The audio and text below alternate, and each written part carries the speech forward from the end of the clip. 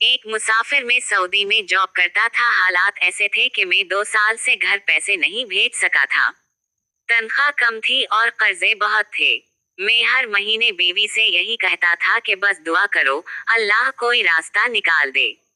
एक दिन बीवी ने फोन पर बताया कि एक अनजान आदमी आया था और 3 लाख रुपए देकर गया है। इसने कहा ये तुम्हारे शौहर ने भेजे हैं। मैं ये सुनकर चौंक गया। मैंने तो कोई पैसे नहीं भेजे थे। मैंने बीवी से कहा तुमने इस आदमी से पूछा नहीं कि वो कौन है? बीवी बोली, मैंने पूछा था मगर वो सिर्फ यही कहता रहा कि तुम्हारे शौहर ने भेजे हैं। मैं बहुत परेशान हो गया। मैंने सोचा शायद कोई गलती हो गई हो या किसी ने मजाक किया हो। लेकिन अगले महीने फिर वही आदमी आया और फिर 3 लाख दे गया। ये सिलसिला महीनों तक चलता रहा। हर बार वही आदमी आता, पैसे देता और चला जाता। बीवी हर बार मुझे बताती और मैं हैरान रह जाता। मैंने कई बार कहा कि इस आदमी को रोको और इसका नाम पता पूछो, मगर वो हमेशा जल्दी में होता और चला जाता। इत्तेफाक ही 2 साल गुजर गया। इस दौरान वो आदमी कर्ज दे गया।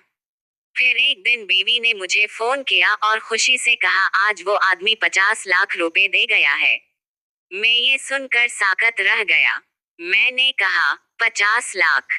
बीवी बोली, हाँ, और मैंने सोचा कि इस पैसे से एक छोटा सा मकान खरीद लेते हैं। चंद दिन बाद उसने वाकई एक नया मकान खरीद लिया। इसने वीडियो कॉल पर मुझे पूरा घर दिखाया। घर खूबसूरत था, साफ सुथरा और बड़ा भी। लेकिन ना जाने क्यों मेरे दिल में अजीब सी बेचैनी पैदा हो।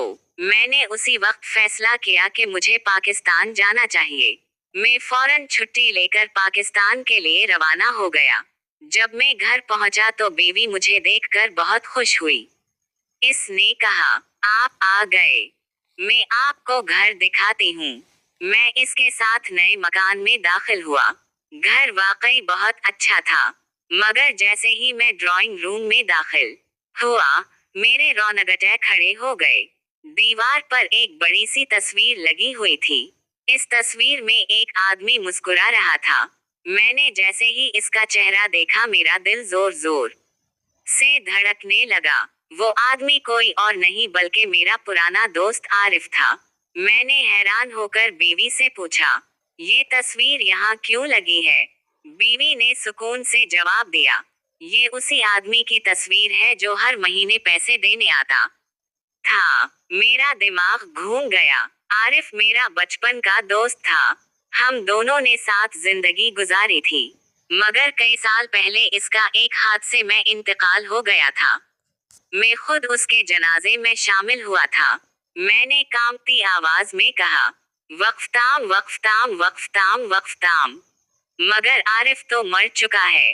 बीवी ने हैरान होकर मुझे देखा और बोली, क्या? मैंने पूरी बात बताई कि आरिफ का इंतकाल कई साल पहले हो चुका है। ये सुनकर बीवी के चेहरे का रंग भी उड़ गया। उसी वक्त दरवाजे पर दस्तक हुई। मेरा दिल अजीब तरह से धड़कने लगा। बीवी ने दरवाजा खोला और दरवाजे पर वही आदमी खड़ा था। मैंने जब इसका चेहरा देखा तो मेरे जिस्म में सनसनी दौड़। वो बिल्कुल आरिफ जैसा था। वो अंदर आया और मुझे देखकर मुस्कुराया। मैंने हिम्मत करके पूछा, तुम कौन हो? वो कुछ लम्हे खामोश रहा, फिर बोला, मैं आरिफ का भाई हूँ। मैं हैरान रह गया। इसने बताया कि आरिफ के मरने से पहले इसने इससे एक वादा लिया था। आरिफ ने उसे कहा था, मेरा दोस्त इसहाक बहुत मुश्किल में है। वो गैर मुल्क में मेहनत कर रहा है। अगर मैं कभी ना रहूं तो मेरी सारी जुमा पूंजी इसके घर वालों तक पहुंचा देना। मगर एक वादा लिया था। आरिफ ने उसे कहा था, मेरा दोस्त इसहाक बहुत मुश्किल में है। वो गैर मुल्क में मेहनत कर रहा है। अगर मैं कभी ना रहूं तो मेरी सारी जुमा पूंजी इसके घर वालों तक पहुंचा देना। मगर उसे कभी मत बताना कि ये मेरी तरफ से है। बस यही कहना कि इसके शौहर ने भेजे हैं। मैं ये सुनकर बेइख्तियार रोने लगा। मुझे याद आया कि आरिफ वाकई बहुत अमीर हो गया था, मगर इसने कभी अपनी दौलत का गुरूर नहीं किया। इसके भाई ने कहा, ये 50 लाख आखिरी रकम थी। आरिफ की वसीयत पूरी हो गई है। मैं खामोश खड़ा रहा। मेरी आंखों से आंसू बह रहे थे। मैंने आसमान की तरफ देखा और दिल में कहा, या अल्लाह, ऐसे दोस्त हर किसी को नसीब नहीं होते।